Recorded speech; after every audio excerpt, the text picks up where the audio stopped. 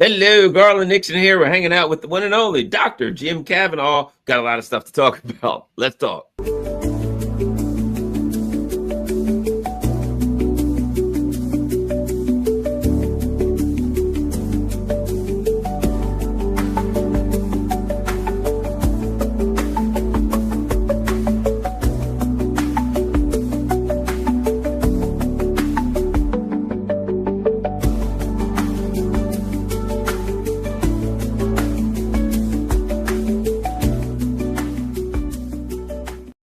Hello, Garland Nixon here, hanging out with Dr. Jim Kavanaugh. You can find him at his Substack, Jim Kavanaugh's The Polemicist. All right, let's get going, Dr. Jim. You know, something you and I have been discussing, and it's obvious now. Let me just say this, in light of the threats against Venezuela, at a time when the MAGA people are clearly saying, we don't want this. You're reading it everywhere, MAGA people, you better not do this. We don't want this. Well, that's not what we're voted for, right? If Trump were to do that, I think it would have a significant impact on his base of support. So I think one of the things we need to discuss is this. I'm going to throw this at you. The Israel in Gaza, it tore the Democratic Party asunder during the election cycle of 2024, and I just don't see it really coming back any way, shape, or form as it was before. And it seems that now it's the Republicans' turn. That, you know, it's like this is the moral position thing of our time, where people have to take a position, and there are a lot of people in this country, Democrat, Republican, Independent, whatever, that says, hey, genocide is where I draw the line. Your thoughts of the effect of this whole Gaza situation on the political process, the political parties that be, and everything overall, Jim? Well, we know it tore apart the Democratic Party during the election, that's for sure. And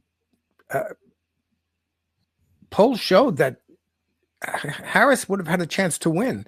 She lost a lot of people because of that. Didn't make any difference. The most important thing for her was not to win the election, but to preserve the Democratic parties and the American government's support of Zionism.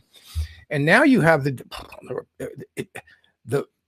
hottest, most fierce criticism of Israel and Zionism is coming from Tucker Carlson and Candace Owens. I mean, they are uncompromising and passionate. And, you know, Candace Owens says, I will saw off my left foot before I'll ever support Israel again.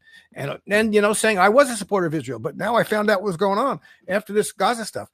So, and you've got Ted Cruz just last week or a few days ago, storming off the stage at the Defending Christianity conference, because he's saying, if you don't support Israel, you don't support the Jews, then I don't support you, and I don't stand with you. And he stormed off the stage. You've got a total rebellion in the Republican and right-wing ranks over Israel, because people were, first of all, tired of forever wars. They're tired of, they were America first. Why are we going to war in Iraq and Syria and Libya? Why are we going to war in Gaza? Why are we supporting it? Why are we spending all this money for Israel? And there's no good answer for that. And, you know, if the most forever of forever wars is Israel. And all of those wars, Iraq, Syria, Libya, that was all about Israel, all about Zionism, all about removing from the table the strongest supporters of the Palestinians. And that's what they were about. It was the United States acting on behalf of Zionism to ensure the Middle East for Israel and for the support of Zionism. And people are fed up with it. So Venezuela is another foreign intervention. People did not, they thought foolishly, like the Democrats thought foolishly, Obama was going to be anti-war. They thought foolishly that Trump was going to end the foreign wars and end American intervention and be America first. No, he's not. He's part of the swamp. He's a part of the American ruling class. He's part of the Zionist faction which is the major faction of the American ruling class, totally subservient to them. Told you that time and again, got up and bragged about how he let the Adelsons run the White House. And so, but the base is waking up. we were fooled again. We're not getting America first. We're not getting into foreign wars. What's going to happen if we go into Venezuela? Nobody knows. It's just like Iraq. All the neocons, it'll be over in a day. It'll be over in a week. Won't cost anything to us. No American lives. This is a huge country, and this is a story. This is trying to reimpose the Monroe Doctrine in its starkest form on Latin America, and it's trying to reassert American colonial supremacy of Latin America. It's going to blow up. It's just going to blow up. So there's a whole project going on. And part of that project now is this new thing. I forget what's called the not the Abraham Accords, but the Jonah Accords, or I forget what it is. Yeah, right. Some such crap. Yeah, they just use some Old Testament word or something. Yeah, one of the prophets. There's a project with Milei in Argentina starting it to a whole project to bring Latin American countries into the Israeli orbit and to strengthen their relationship with Israel. So this is all, wrapped up in the same Zionist imperialist framework. And people have to decide. You want an imperialist country? You want a Zionist country? They're deciding. I mean, Democrat and Republican, we don't really want a Zionist country. And now you got to decide. This is American imperialism. Going to Venezuela may not be on behalf of Israel, but it's on behalf of the idea that the United States can determine what governments every country in the world should have or shouldn't have, and how they should develop economically. And this is our business, and we got to go in and militarily overthrow the regime change. It's a regime change war. So you want that? That's what you got. And this is the problem. The American president, the Democrat and Republican parties are wedded to American imperialism and Zionism, and they will never nominate anybody who really is going to not be the captain of the imperialist ship. And Donald Trump is doing that. And he may have crazy ideas himself. He may not want to do that. He may have, I don't want to do this, but he's ultimately part of the machine, and he's not capable of standing up to it that much. And this is the problem we have, and it's terrible. But even Venezuela, I heard Colonel Lawrence, and I'll say it because I heard him say it. Colonel Lawrence Wilkerson says, "Well, I'm paraphrasing, but he's saying the way I have it, or as I've heard, that this Maria Corina Cachado, whatever her name is, that she's a Mossad asset." And then he went on to say, "Look, Venezuela, the Israelis have been all in Venezuela now. Depending on how you see it, it works the same way. There are people that say Israel is a country that controls America. There are people like me who go the other way and say Israel is a cat's paw. Israel is the U.S. and the British Empire. Use it so they'll have plausible deniability, and they claim Israel's doing it, not us. But it doesn't matter how you see it. It all works out the same. That part of the empire, part of the evil and devious deeds around the world, there's always Israel training some right-wing hit squads. You know what I mean? Where there's imperial slaughter, murder, governments being overthrown in evil deeds, you can find Israel's going to be right in the middle of that. That's pretty much even in the United States, training police departments. And I think what's going on now, what this is expanding. Here's what I think it's expanding. Rage Against the War Machine was like the first time I saw this really formally, where people came out and said, we don't care if you're a socialist, we don't care if you're a libertarian, we don't care who you are. We got to come together to start war. It was Rage Against the War Machine. Now there's apparently some pack coming out, and there's more, so be careful. There's some fake ones too. But they're coming out with political action committees and organizations that say, we don't care if you run as a socialist, libertarian, we don't care who you are. If you run as an anti-Zionist candidate, we're going to support you. And I argue the Rage Against the War Machine was the opening, bell on that. But anyway, your thoughts on, I think it's healthy, but that movement. Oh, that's great. Look, I wrote an article early on in the Gaza thing and was starting to show up. This is the beginning, called a wall of breaking the wall against anti-Zionism, not just criticism of this or that Israeli policy, but real an anti-Zionist movement is starting to grow in the United States. And this has now happened. This is flat out anti-Zionism on the part of Tucker and Candace and this guy who was a libertarian presidential. He ran for the libertarian presidential candidacy, didn't get it, but he started a PAC called I think American Anti-Zionist Political Action Committee. AZPAC instead of I'm looking at it. American Political Action Committee, AZAPAC. American Anti-Zionist Political Action Committee, and that is fabulous. And he's going after, and they're going to start. They were going after Randy Fine first. You got to primary him, and this is going to, again, explicit anti-Zionist. It's a single issue campaign. Like every single issue campaign has limitations. You're going to be involved with people with whom you disagree virulently about other things, but there is nothing more important in the United States of America than to turn the country anti-Zionist, to make anti-Zionism the thing that helps you in an election, and Zionism the thing that hurts you. And that is happening. It's starting to happen.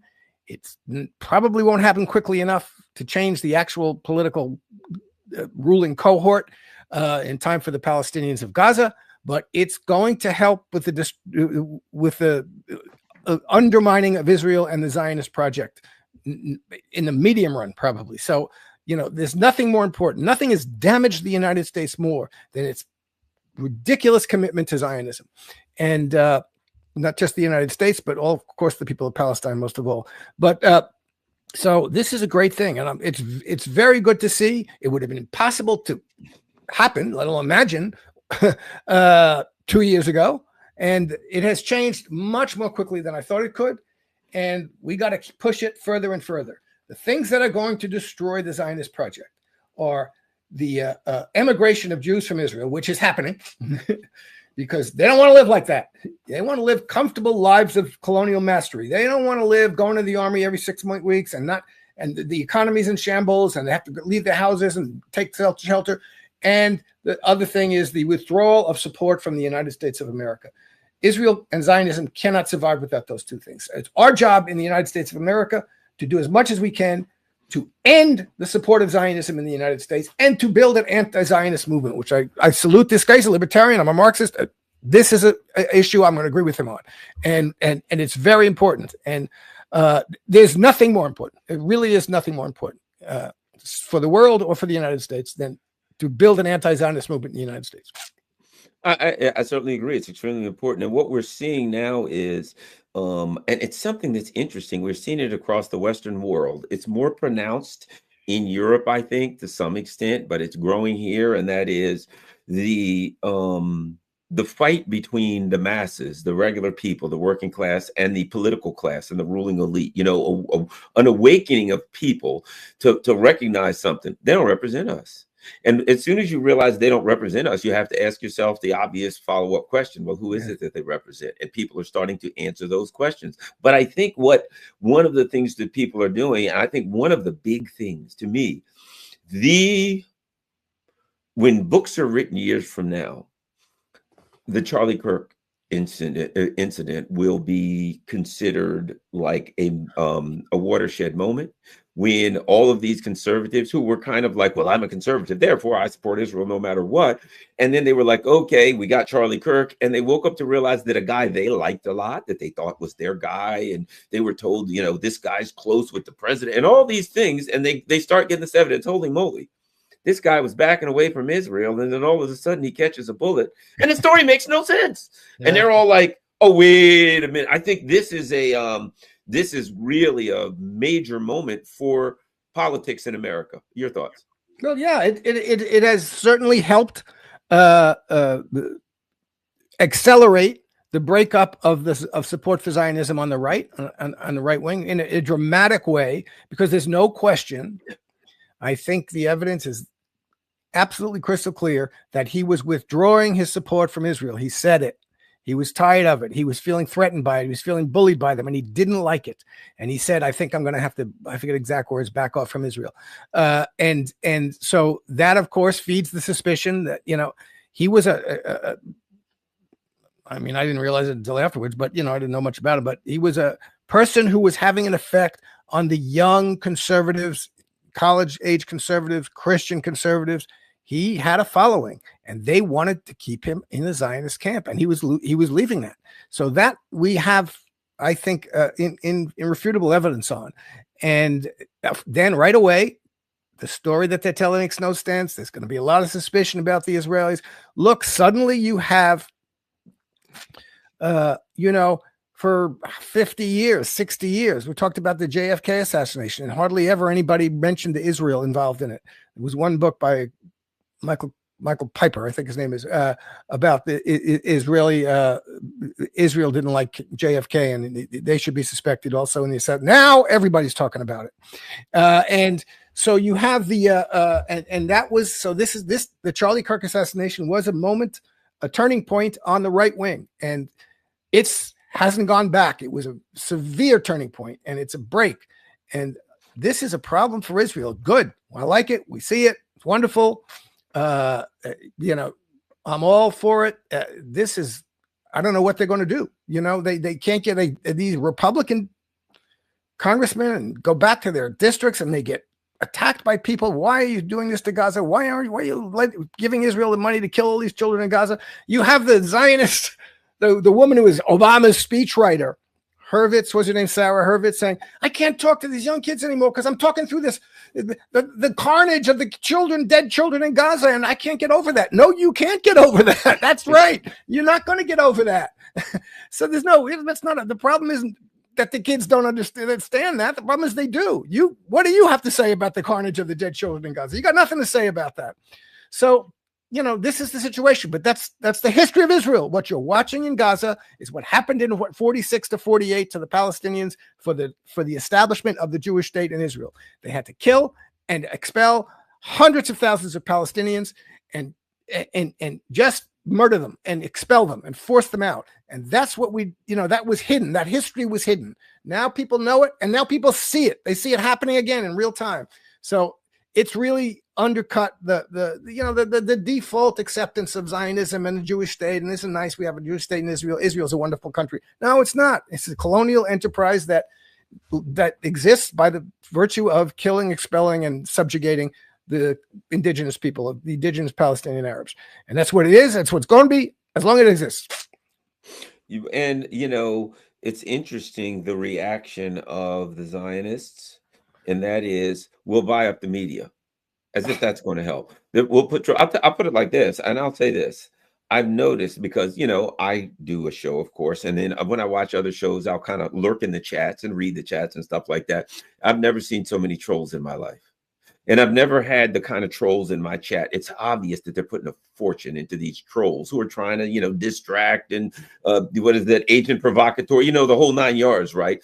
And so it appears that their plan, it's like, oh crap, everybody's mad because we slaughtered men, women, and children mercilessly for 3 years, and we're still doing it. And we did it for 40 years, 75 years before, and they're figuring out what we're up to. What do? I know, we'll buy CBS. And we'll put the brilliant Barry Weiss in charge, and we'll put trolls all over the internet. We won't let them post stuff on X. There we go. Jim, that is the nature of a fascist mind.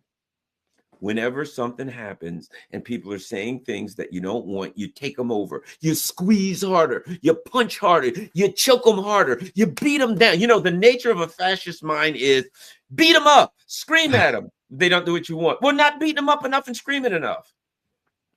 Well, I don't want to say it's not going to do any good for them to buy all the media. I think it is going to do some good for them to buy the media. Maybe not immediately. People still have the vision, the raw visuals of what happened in Gaza and what's happening in Gaza, although it's not as widespread on a daily basis. So they're dialing it back in terms of the visibility on social media, and certainly the media. It's not like the mainstream media like CBS was really very pro-Palestinian at all. They were all Zionists, but now they're just going to cut out anything that's anyway vaguely critical of Zionism. And in the long run, that's an important thing. I mean, we can't be complacent about it, and we can't just say, "Oh, that's okay. We have to let that be." This is crazy. And everybody should be. This is an example. You have free independent media. No, you don't. You have free media that's free. That the billionaires are free to buy and control. and you get to see what at their at their leisure what they want you to see and how much they want you to see. And they're controlling the algorithms, and they will reduce it. And it's, it is smarter than beating people up in the street. You look, this is how it worked for 77 years. People didn't hear or see anything about Israel or about Zionism. They just accepted the official narrative and the official story. And it's only because they started to not just because there was access to the truth, because there've been access to the truth for, let's say, at least 10 years in alternative media and social media. But that, combined with the images of what was going on every day in Gaza, turned the tables. And they're going to try and turn that off. And they're going to have some success in doing it. You can't object to things you don't see. Now, I think that their ability to totally control social media is, I don't know, to the extent to which is possible. I mean, they're controlling everything, and now from mainstream media to social media. They're buying TikTok. They haven't bought X yet, but but I think that you can see that and certainly Elon is a Zionist and is pro-Zionist, and the algorithms work, to now suppress a little bit, more than a little bit, the visuals of it, and to silo people even more. What I'm noticing is that you see more of the same people all the time and less interaction with outside. So, they're going to silo. They're not going to stop anti-Zionists from talking, but they're not going to let as many people see them. And that's what's going to happen. And that will have an effect. I mean, it can't not have an effect. I don't know how exactly it's going to work out, but we're in a very difficult time, and it's hard to figure out how these algorithms and AI are going to work to negatively and positively to not only form opinions, but to keep you away from certain opinions and certain things, and to downgrade them and make them subject to either ridicule or just fade away. Yeah, here's the thing about it too.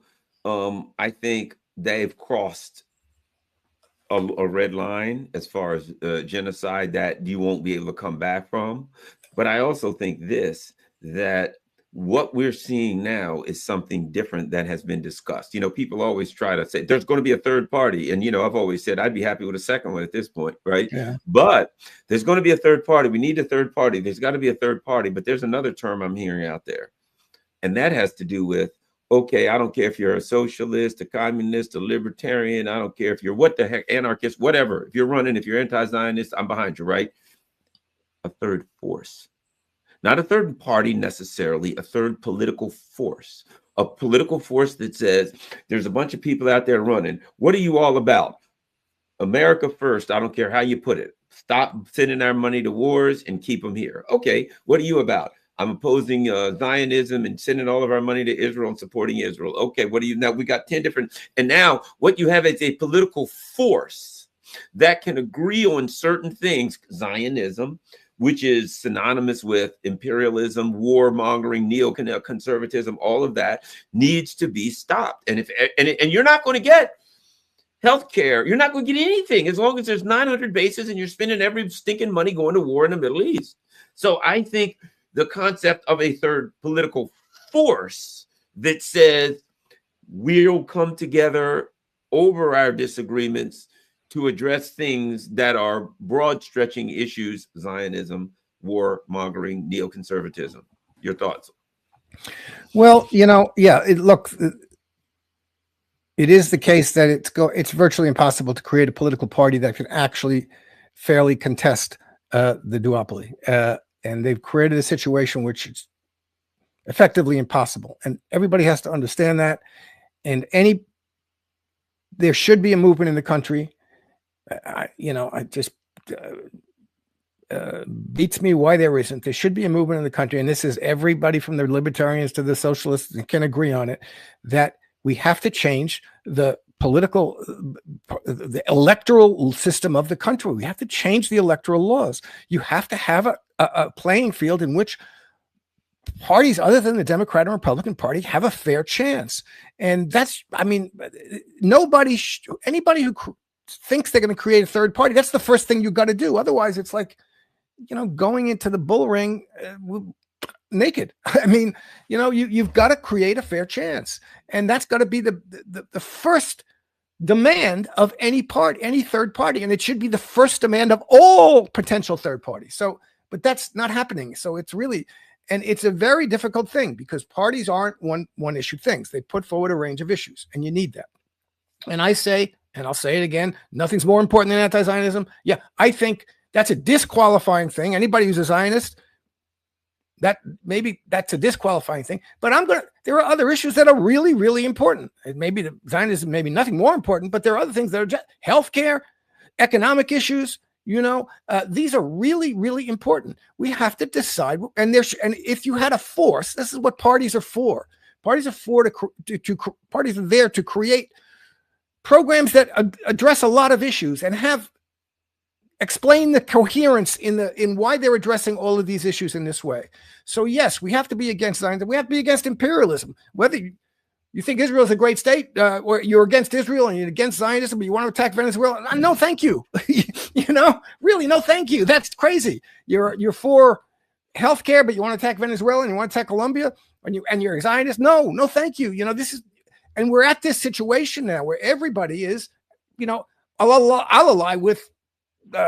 Candace Owens about this. I'll ally with the libertarians about that. I'll ally with, but the Democrats about this, and I'll ally with Zoran about that. But that's where we're at, and it is itself a sign of how they've captured the political space because it's inherently divisive, and people. That's what political parties are for, to develop a line and a set of issues that has coherence, and you test it out through elections. It's not that you're going to necessarily change the system through elections, but the kinds of debates and the kinds of testing you do through that get you a foothold in the ideological and political the terrain of the country that's hard to get any other way. And you make alliances. So, okay, my party or my force or whatever you want to call it, we'll make alliances with the libertarians on this, and we'll push for this bill or this. So these are things you do as a political force, but they've got us in a political situation that is they've got a merry-go-round. It's an infernal merry-go-round. The Democrats screwed up so badly, and they did, and they betrayed us, and we could have had healthcare, we could have had this, we could have stopped the wars, we didn't. We could have stopped the surveillance state, we didn't, blah, blah, blah, blah, blah. So people went to this guy who the Democrats said was going to change everything, and he was an anti-establishment, and he's anti-war, and they thought he was going to do it. Now he's disaster. Look, the Republicans are in a disastrous situation. Marjorie Taylor Greene and others are now going to resign before the midterms. The Democrats might take over the Congress before the midterms. But the Democrats have like 20. Trump is down to 35% approval rating. The Democrats have about 25, 28%. Everybody just ends up having to go against the person who's just screwed up so badly, against the party that just screwed up so badly. And the Democrats are going to come in and they'll get some things done for 6 months, for a year, for 2 years, but they're not going to get what you really need done. The social economy isn't going to change. You can be able to afford your house. You're going to be able to have a job. You're going to be able to have health care. Let's see. This is a perfect opportunity for the Democrats. If they had any integrity at all, they'd be fiercely arguing for Medicare for all, for single-payer universal coverage healthcare, and they're not. They're backing. They want to defend the ACA. No, yes, throw it out. It's a stupid, terrible plan that's there to subsidize and continue the private health insurance, private property health insurance, to make sure that we still have a system in which people go bankrupt, medical bankruptcy, in which people can't afford to go to the doctor because of money. We need a system that nobody doesn't get to go to the doctor because of money. Nobody ever. There's no such thing as medical bankruptcy, and we can have such a system, and it's not hard. Other countries do it. We have it with Medicare, and this is, the Democrats won't get behind that, and this is a crazy situation. They destroyed it. They pretended they were behind it in 2008 and 2009 when they had the chance. They didn't do it, and then they kept on denigrating the idea, and now they want to think about it again. They want to talk about it again. Here's the problem. You can't build up the ideologies and the stances that support imperialism, that support privatized healthcare, that support the market, blah, blah, blah, and then turn around one day when they don't work and say, oh, now we're back. We want Medicare for all now. Well, we don't want it. We don't want the intervention in Venezuela. But you have built up the ideologies that support that. And now you want, that's what a party should be doing. If the Democratic Party were a real resistance party, they would have never stopped talking about Medicare for all. They would never have stopped being anti-war. But they're not. So they built up support for American imperialism. Oh, Maduro is a dictator, and Chavez is a dictator, and Putin is a villain, and Assad is a villain, and we have to get rid of these people. Therefore, regime change. And they never stopped. Medicare for all, forget about that. The ACA is the most wonderful thing. It's great. Oh, Obamacare is great. We got to keep going with that. Obamacare became what it was meant to be. It's not. It never was meant to be a step toward Medicare for all. It was something that was a block, something that was there to prevent the movement towards Medicare for all. And that's what it's still doing now. They have to say, this stinks. This is not what we need. And generally speaking, this is, of course, the problem for the Democrats. They cannot admit how screwed up, all the things that they did that destroyed people's confidence in them, rightfully so. Well, they want to just stay along on being, you see, we're not Trump. Trump is even worse than we are. Well, the thing about it is, the problem that the Democrats have is people know who they are now. You know what I mean? That like Western liberalism. I mean, go to Europe and come here and look at Western liberalism. You know, the Democrats or the Labor Party or whatever, the CDs, Christian Democrats, Western liberalism has been unmasked, and it's a version of fascism, and it was unmasked during COVID. Yeah. That's when it was really unmasked. You know, we're standing for goodness, but every time there was a war, they were like either one of two things: either 100% for it, they were making excuses, or they were like, la, la, la, la, la, we don't see anything. But, you know, whoever it is that has all that oil, he is a dictator. Dictators, if you got a lot of oil and you won't give it to the U.S., you're officially, that's the definition of a dictator, right? Yeah. But during COVID, I think that's the other part, because one of the things that I saw, I mean, I'd always saw a lot of crap, and I was done with it before that. But the one thing that you saw that was really big was the totalitarian crackdown on speech. It was, you can't say, and it was inconsistent. It was 1 week. You can't say that maybe it came from a lab. And then 6 months later, the government would say, well, it looks like it came from a lab. You know what I mean? They would say something, you can't do this. 1 week, Fauci is like, well, you know, masks, you don't need masks. The next week is, wear 3, 2, literally. You got the like 2 or 3 masks, right? From no masks. Nah, you don't need those. Masks, guy, who wears them? They're nothing. You know what? Yeah. Come to think of it, you got to wear 3 masks. And at any given time, wherever you fell on that, if at one point it was no mask and you said, I think we should wear them, then you're thrown off Twitter. When he finally switches and says 3 masks and you say, I don't think there's any, you're thrown off Twitter. So there's this inconsistent totalitarian mentality that we saw that said, if you're, oh God, doing your own research, trying to figure things out for yourself. It was this ultimate, what's the word I'm looking for? Elitism that said, we decide what's right and wrong. We decide what you're allowed to say, what you're allowed to think. And if you do anything other than that, well, then you have to be punished. You have to be dealt with. Yeah. Oh, it was, and this is, you're absolutely right. COVID, the Democrats will never acknowledge this. The people who were in this will never acknowledge this. That was a disaster. It was economic. It was medically, economically, and politically a disaster. They will not acknowledge how many people turned against the Democratic Party and thought Trump was because of, you know, a very good friend of mine in high school and college class. He's actually worked for Bobby Kennedy Sr. and is a friend of Bobby Kennedy Jr. He was at some meeting a few weeks ago, and he came back to, you know, he went in saying, well, you know, I'm a Democrat. And they all said, well, I'm Democrat. All these doctors, I'm Democrat too. They're all these Democrats. They were all Democrats. But they were turned into, you know, Bobby Kennedy himself, you know, he's a liberal Democrat with all the limitations that is. But he only went to Trump because there was something going on that he thought it was important. And it was important. Look, this is terrible. They lied about, and they turned into an engine of repression. As you say, the anti-free speech, the repression, the censorship of this, one of the first things that Biden did when he got into power was call Twitter about vaccine, anti-vaccine or critical vaccine tweets on Twitter. Where's the president of the United States doing that for? I mean, this is ridiculous. These are doctors and scientists, and this is terrible. And they lied about it at every step. Fauci knew he was lying at every step. You don't get on television and say, we don't need the doctor talking to him on ABC saying, people are listening to you. Should we wear masks? No, you don't need masks. That's just theater. Make you feel good. It doesn't do. You sure about? Yes, I'm sure about that. That's what the science says, and that is what a surprise to me. I thought masks were good too, but I read it and I find, that is what the science says. And then 2 months later, oh no, you got to wear masks. Everybody got to wear masks.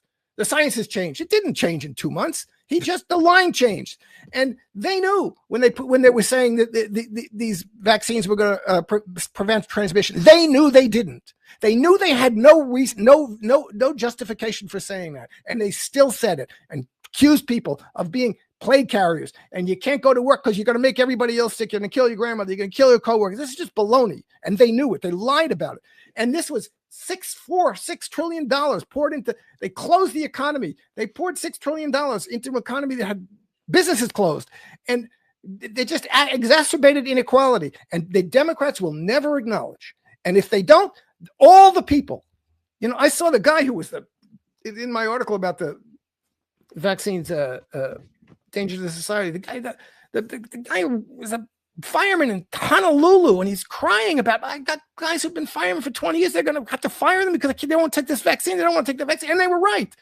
And so all of those people, who do you think they voted for? People who were kicked off of Twitter, who were kicked out of their jobs, couldn't kicked out of school because they wouldn't take these crappy shots that don't protect you, that don't stop you from getting COVID or don't stop you from transmitting it. And who do you think they went to? So, and now what do you want to say to them? Nothing. You want to say, let's just forget about it. No.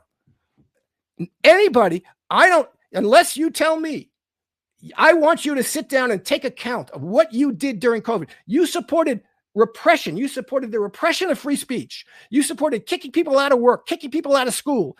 You attacked, as you say, with the snobbiest snobbery, attacked anybody who did their own research and they read, and consulted doctors around the world who didn't give a damn about Donald Trump or anything else, just were doctors and scientists who were trying to take care of patients. You attacked us I want you to take account of that. I want you to tell me what you think about that. Do you acknowledge that was wrong, that was stupid, that was harmful politically, economically, and medically? And if you don't, I don't want to hear from you, because really, you're not to be trusted. That was a terrible thing. And the effects of it are still going on, and so unless it's like, oh, I started World War II, but I don't want to, don't talk to me about that now. You started a severe repression. You started not just for working class, for everybody who was thinking for themselves, to treat them with the most supercilious, smug nonsense. You're anti-science, you're a moron, you're this. This is baloney. And you were all wrong. And it was based on lies that you believed. And you went along with it. Just like you went along with the lies about Joe Biden being sharp as a tack.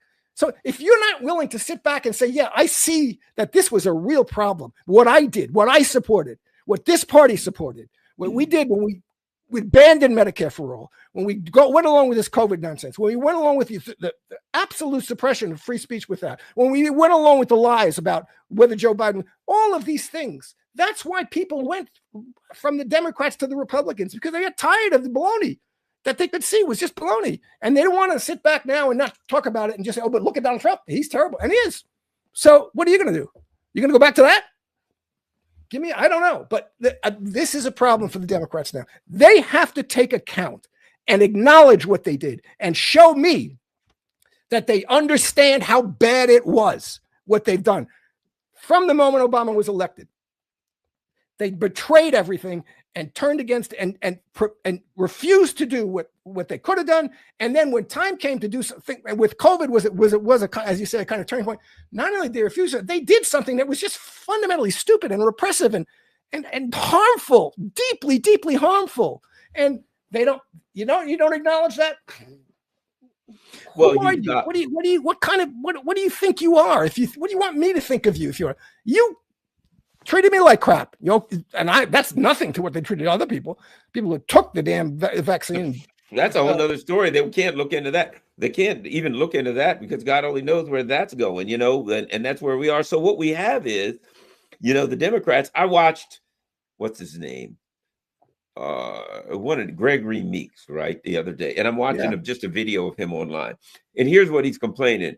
Oh, what Trump doesn't understand is that we have to put more pressure on Putin to drive him to the. And I'm like, okay, all right, okay, that's your angle right now.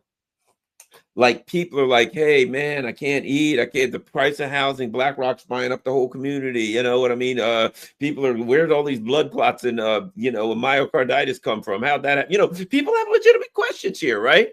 And what do you say? Okay, will you address my blood clots and myocarditis? Can't talk about that. Oh, okay. Well, how about the, you know, genocide? Shh, be quiet. Do you have anything? You want us to vote for you in the midterm? What do you have to say? Sure.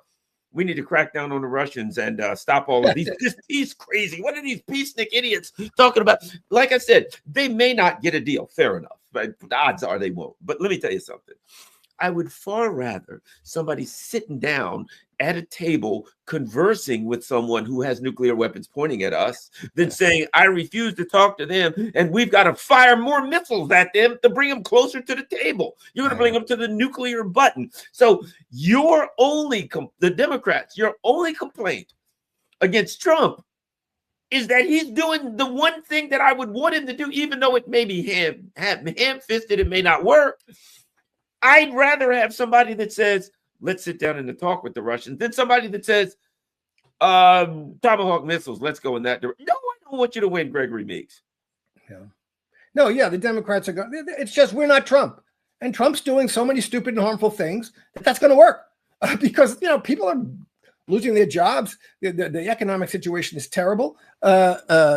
Businesses are being destroyed by this, small businesses, you know, it's just crazy the way he's chaotically going around, you know. But the other, there's where you see something like the Marjorie Taylor Greenes or the right wingers who opposes his regime change and opposes Zionism, but they think, oh, he should have kept on going with Doge. No, he shouldn't have kept on going with Doge. Doge was ridiculous, and that was part of the problem. And you all complained about it at the time. That's what people were going in town hall saying, why are we losing all these jobs? What are we doing? What do you expect us to do? And this was just nonsense. So you still have this kind of anti-government, totally laissez-faire capitalist. We got to destroy the government. We got to defund the government. What are you talking about? This is nonsense. So there's all of these things, but the Democrats, again, they enforce the ideology behind it. And I'm telling everybody again, if your ideology is taxpayer money, you're enforcing the problem. You're reinforcing the problem. Your rights as a citizen, your eligibility, your enfranchisement for things has nothing to do with the taxes you pay. Your rights are as a citizen. You support this country by working honestly. And most people shouldn't be paying income taxes. They don't fund the government. And you got to get over this idea. When anybody who uses the term taxpayer money is reinforcing reactionary capitalist ideology of the worst kind, because it's not a collection plate. The government doesn't run by collecting money from people. It doesn't. And so, you know, this is the federal government doesn't. How about this, Jim? Let me tell you something. So everybody knows I just came from Russia. So I looked into it. You know what the tax base is in Russia for the average working class person? From 6% to 14%. Yeah. So if you're a working class person in Russia, 6% is your low end, 14% is your high end, unless you're a business owner. If you're a business owner, it's 4% on your low end and 6% on your high end. Now, you know what Russia does? Russia has these gigantic corporations that sell oil. They have these gigantic corporations that sell gas. They're owned by the government. They sell their oil, they sell their gas and other things, and that money comes in and runs the government. And they don't suck the people dry with taxes, number one. Number two, and they maintain a government control over their economy a lot more. See, one of the things is this whole idea that no, no regulations, no laws, no nothing. The idea that you can, I mean, you got people still running around saying deregulate Wall Street. The answer is too many regulations on Wall Street. Oh boy, it's a good thing we got rid of all of those New Deal banking laws, because yeah, we're much better off. So there's that other ideological concept that when I look at China and they're like, well, that doesn't work. And I'm like, well, if that's socialism, it seems like it works. And then I say, okay, well then, they'll either say that's not socialism, what they're doing is capitalism. And I'll say, well, okay, well then let's do capitalism like them. We can't, because that's communism. Wait a minute. What is it? If they're doing capitalism, let's do some of that.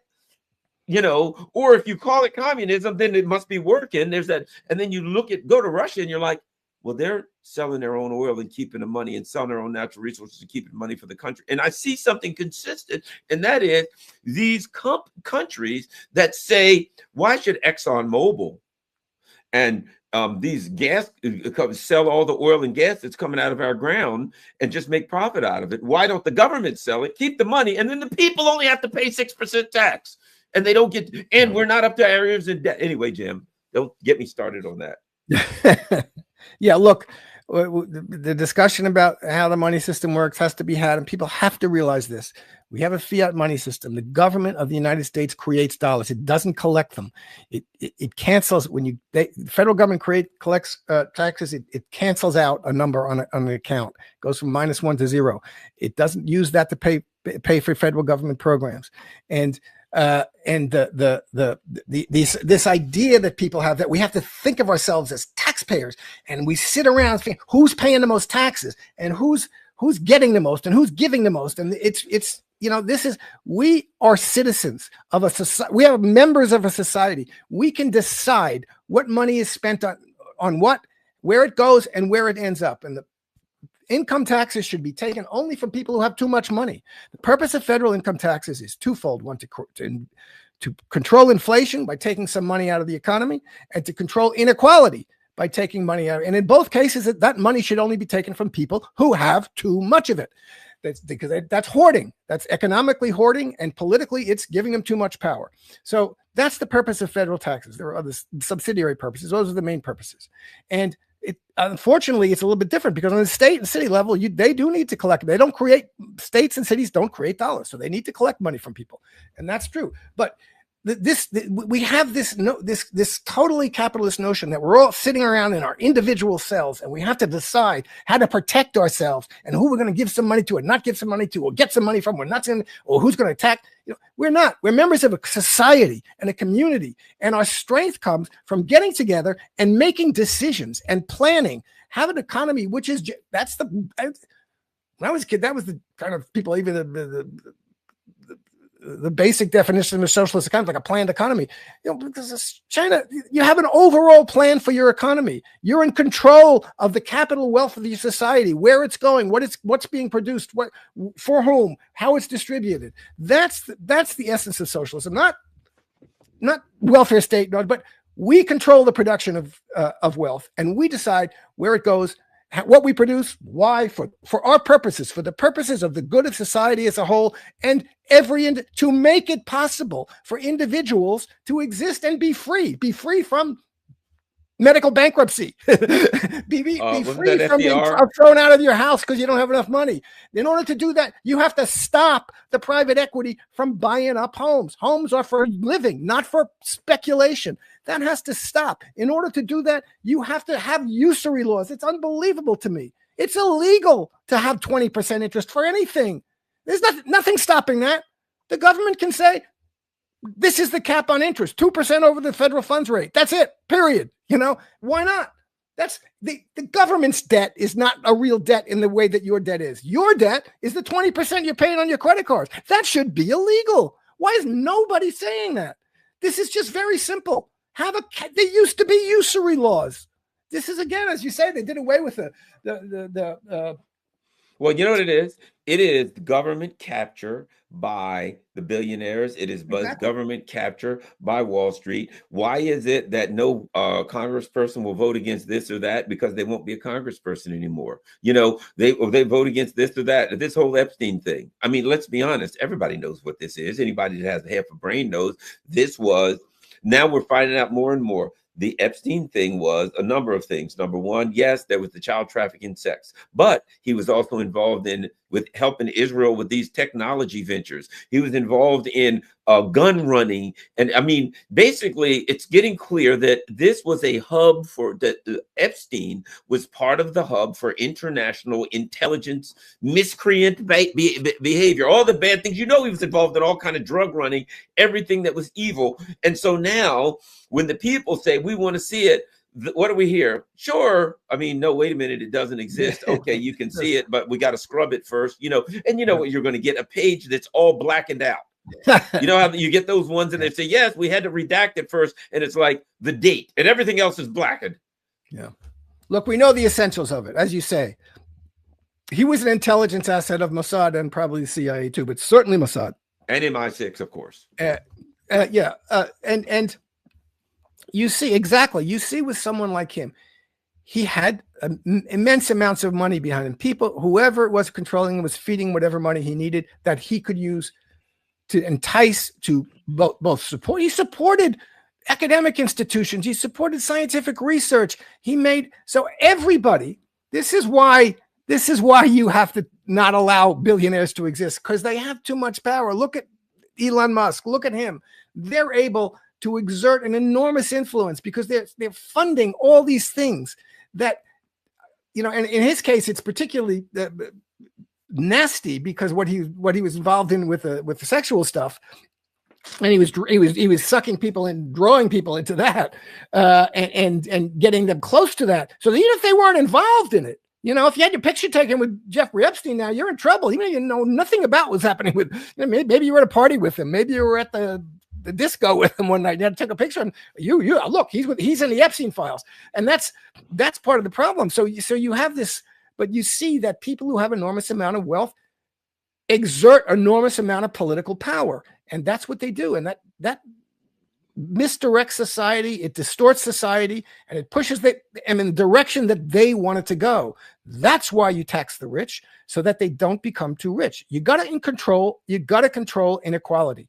That's the purpose of taxes, not to fund things. You got to control inequality. And if you give up on that, the purpose of society should be not to have a society. The purpose of our economy should be not to have an economy in which individuals can amass infinite amounts of wealth. It should be an economy in which everybody has a decent life. Okay, those are two separate and opposite things. If you and the capitalist economy is one, and the socialist economy essentially is the other. And this whole idea that you can have a capitalism in which you don't get inequality and you don't get wealthy people amassing and hoarding huge amounts of wealth to use it to control political power, that you're going to have an economy of independent tinkers and laborers that are out, you know, if it's capitalism, it's a free market, everybody will be equal. No, they won't. It's free market. You're going to have concentrations of wealth and power, and they're going to have enormous concentrations that are going to be, that's the inevitable result of capitalism. And if you don't understand that, you're just being a fool, because that's what capitalism does. Capitalism creates inequality. It creates productivity of labor, which is a good thing. Creates other things that are good, but one of the things that it's going to create is inequality, and you have to control that. So we've given up on that. Everybody likes the idea. I could be, you know, I'm the temporarily embarrassed billionaire. Someday I'll have as much money as Elon Musk. Right. No, you won't. Yeah, I'll be a millionaire in waiting. Well, you know, the other thing is, and that is this whole business about, I mean, and people inherently know it. When Biden comes in, he says, we're going to go back to the days when we had good jobs in industry, right? I'm going to rebuild the industry. Well, which we all know that you can't do that. Trump, make America great again. Let's go back to the day. So everybody's like, back in the 50s and 60s, there was industry and people had jobs. You could get, we want to go back to that. What they don't understand is, number one, if you went back to that, it would inevitably lead you right back to where we are now, because that's the path that got us there. That's like walking on a path that takes you to a cliff, and you're like, oh my gosh, I'm going to get a helicopter to lift me up and take me all the way back to the beginning of this path, and I'll start walking it again, like it'll take you somewhere else other than that cliff. Number one. Number two, it's not possible. We are in an economy, and this is what people don't understand when they talk about going back. Our economy is built on speculation. You have industrial economies. You have commodities. You know what I mean? You have certain things you need to have an economy. Here's something that's never discussed, and this is critical. And a guy that I met from St. Petersburg, an economist, St. Petersburg State University, explained this to me, and I never thought about it.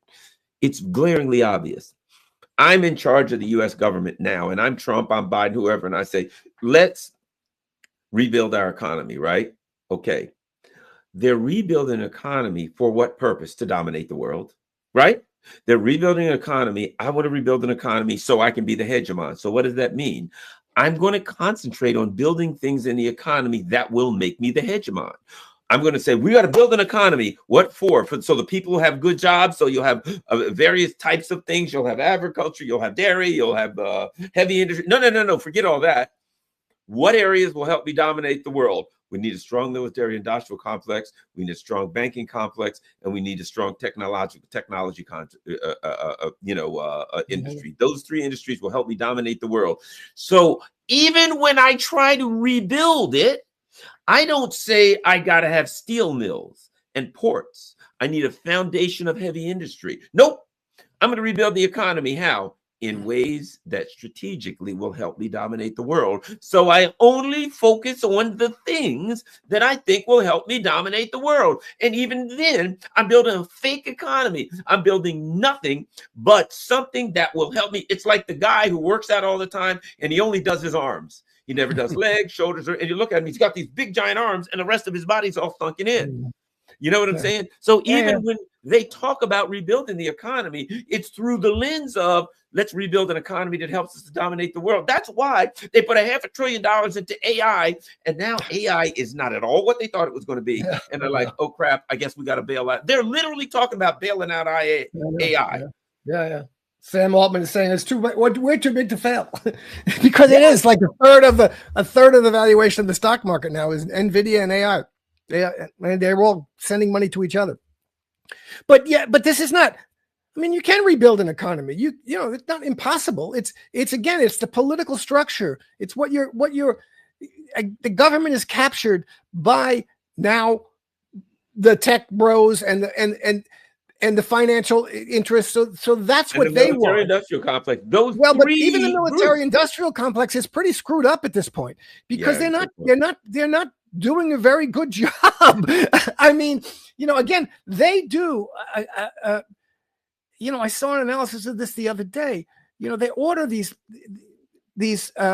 weapon systems that are extremely expensive. They take a long time and they keep changing the price, and they don't get a lot of them. So, and really, what are Lockheed Martin and what are they doing with the money they're getting? They're buying back stocks. They're not putting it in to really, reinvesting in their companies and doing better work. So you need to have a society in which the economy is controlled. We have the ability in the United States. We have a lot of raw materials. We have we have an industrial base.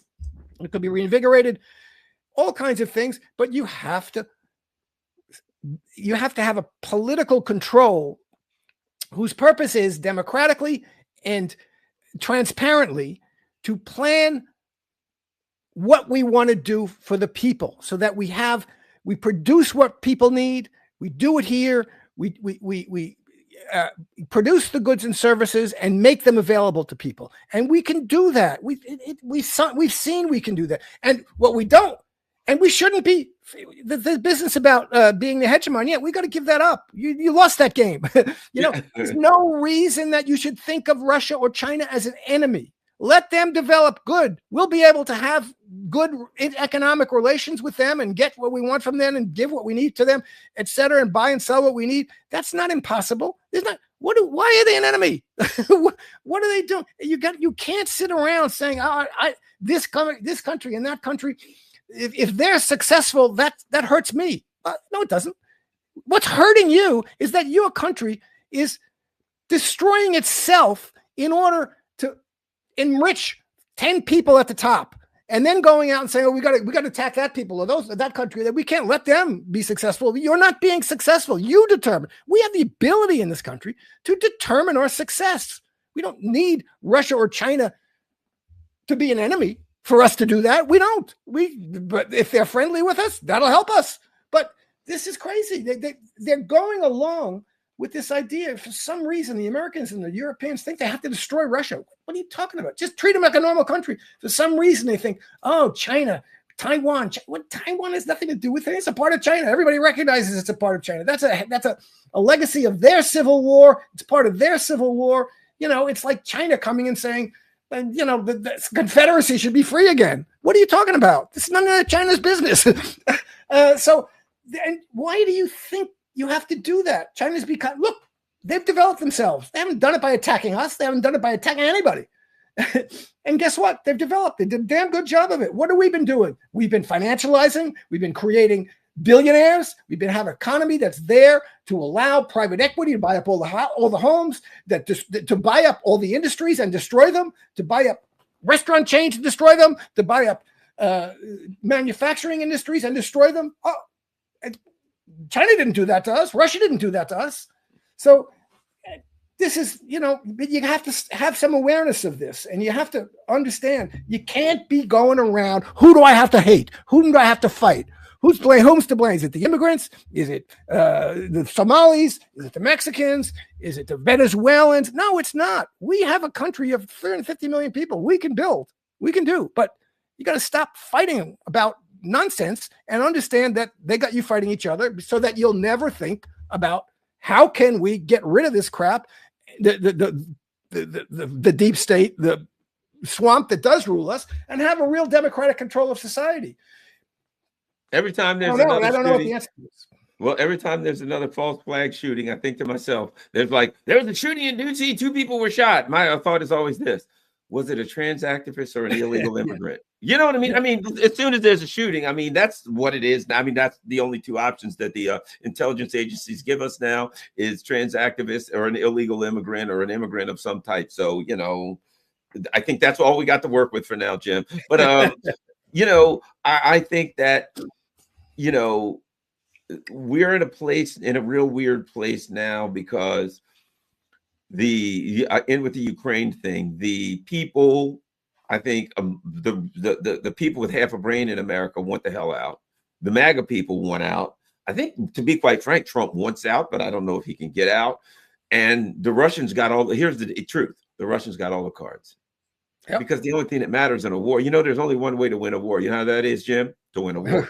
You know what I mean? Yeah. Well, the way to win a war is win a war. And the Russians understand that. And they understand that we can negotiate, we can talk. One thing we got to do, we get ready to surround a bunch of people in a cauldron here and blow them all up, and on to the next and on to the next. And it's talk to us now or don't. The Russians are the position, you can talk to us. We can chat, or if not, we'll talk to us in a couple months after a couple more cauldrons. And it seems to me that's just where we are. I think, to be frank, Trump would get the hell out yesterday if he could. I just don't think that the neocon establishment, and he wants to lose without losing, which you can't do, and he wants out, and the neocon establishment, even if to be frank, I'll tell you this, I think, like Trump and Vance, if they could, as little as they care about Ukraine, that if the Russians said, here's a blank paper, sign it, they'd say, does that mean we're done? Yeah, sign it, do what the hell you want. I personally feel that's their opinion. But you've got this fight amongst the ruling elite, and you've got the neocons, and you know what I mean? It seems to me that they're not out of the swamp. They're part of the swamp. And this is a defeat. This is a defeat. They want to be able to come out without looking like a defeat, and they can't. This is a defeat by Russia of the United States and NATO. Donald Trump was not a mediator or a referee. He's the president of the United States, which was the principal protagonist in this. He started arming Ukraine during his first. He bragged about we sent the offensive weapons. Obama wouldn't do it, and so this is baloney. Trump may want to feel this or want to feel that. You don't get to do that when you're president. You don't get to say, well, I have this instinct in me, but no, you are in a position. Make a decision. He could have dropped out of this in February. If he wanted to play that game after meeting with Zelensky, he could have said, I'm over with this. I'm leaving. He didn't, because he doesn't want to be a loser. And they're all coming to him, and they're right. And they're saying, if you let Russia do this, you'll be blamed for losing Ukraine. And they'll come, the Democrats will come after you, just like you came after Obama and Biden when after Afghanistan. Even though, again, that was bad faith on Trump's part. Trump signed the agreement to leave Afghanistan. This is baloney. But I have no sympathy for any of these people. I have no sympathy for Trump in this. Anybody thought Trump is not capable of doing this? And if he is, good. But the fact is, he's going to be a loser. The United States of America, Europe, and NATO have lost. And if I don't know how they can think they can prevent themselves from looking like they've been defeated. They can't. Russia is not going to give them something that allows them to say, oh, you see, we actually won. Oh, we actually didn't really lose. Yes, you did. You lost in Vietnam and you lost here. And, and there's a war. Whoa. There's a war. How about this? There's a war really going on right now that's interesting between the political class in Europe and the political class here that's aligned with the Trump administration, albeit so small. I mean, look, the Russians and the Americans are talking. It's the Europeans who forget the Ukrainians don't exist, who are like they're at war. So there's an interesting inside the empire. NATO is crumbling. It's fighting amongst itself. Which I think is one of the best possible things that could happen is for NATO to crumble. But NATO's crumbling. It's fighting amongst itself. You've got these desperate, dangerous Europeans that are saying, we put everything into this. And America, you helped us. You pushed it. Yeah. You dragged us into this. You helped us do this. You were on board 100%. And if this falls apart, we're screwed. And they are. Yep. They are screwed beyond belief. They're already screwed. Look, I don't blame Zelensky for being pissed off. If I was Zelensky, I'd be pissed off too. He's make a deal in 2022. And the Americans and British and Bojo came to, no. You don't make a deal with the Russians. You keep in this fight and we'll give you everything you need to win. And now Zelensky's saying, well, give me everything I need to win. And they can't. So, he got screwed by this too, in a certain sense that really, but that's the point. They all went along with the Americans. They all went along with essentially we got to destroy Russia, and the Ukrainians, the right-wing Ukrainians, the fascist Ukrainians want to destroy Russia. And that's their project too. This was a regime change war against Russia led by the United States and NATO, and they've lost it. And it's going to be their regimes that are going to be overthrown.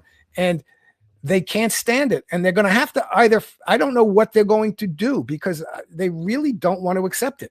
And Donald Trump is being told every day, you can't let that happen. And he doesn't really want to let that happen. He doesn't want to fight, but doesn't really want that to happen. And that's Donald Trump. And I don't know where he's going to come down on it, but it's not going to make much difference because at the end of the day, the Russians are going to make it a fait accompli. But it's a terrible situation. It's very, very dangerous, and we'll continue to evaluate it, Jim. Thanks, everybody. Tell everybody where they can find you online, on X and all that stuff, Jim. Yes, X at the polemicist _ and on my Substack, Jim Kavanaugh's The Polemicist Substack, right there on the screen. And I have YouTube and Grumble, Jim Kavanaugh. All right. Thank you very much. Well, one thing we know for sure, Jim, and that is every single time when there's going to be a meeting in Istanbul or whatever, the UK and all of these guys throw a bunch of drones at Moscow, blow up some shadow fleet. But you know what I mean? We know it's false flag season all week, what they're going to do, what kind of blowing something up in Russia, trying to execute a general. We know that now the UK and Ukraine are going to try to do something to offset this disaster. But no matter what they do, the Russians, that lava flow, and no matter what they do, the Russians will not be denied. And I heard Kherson is starting to city by city. Ask the Germans. Ask the Germans how that worked out with the Red Army, town by town. The Russians will fight you inch by inch by inch. They don't care how long it takes. and they'll just keep coming. And at some point, they're putting a flag in your capital. Yeah. So Kiev, look for it. There's going to be some lady standing there with a yellow and directing traffic, and there's going to be some guy, 3 or 4 Russians planting a flag in the middle of Kiev. I think that's the directions we're going. All right, thanks a lot, everybody. Hey, if as always, you know, there's multiple ways if you can afford to donate, but even if you can't, the big thing you can do, the most important thing you can do, is share this on all your social media platforms. Where